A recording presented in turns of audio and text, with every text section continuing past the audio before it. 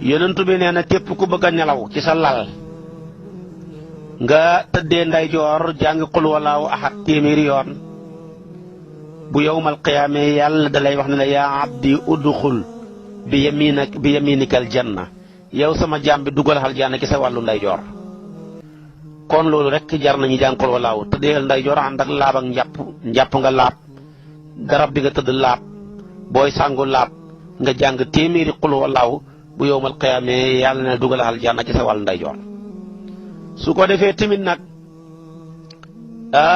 qul huwallaahu ahad ku ko jàng juróom fukki yoon yàlla jéggal la bàkkaarab juróom fukki at.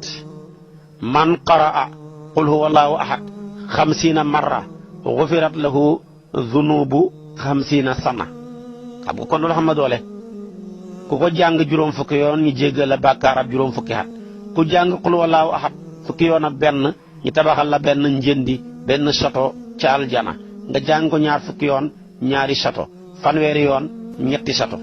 Omar ne yow yonantu kon ñun danañ bëri ay étage di isan takthuru qusuruna fa qala rasulullah sallallahu alayhi wasallam allahu awsa'u min dhalika yàlla gën a bëri moo gën a yaatule loolu foofu téeméeri junne yoon.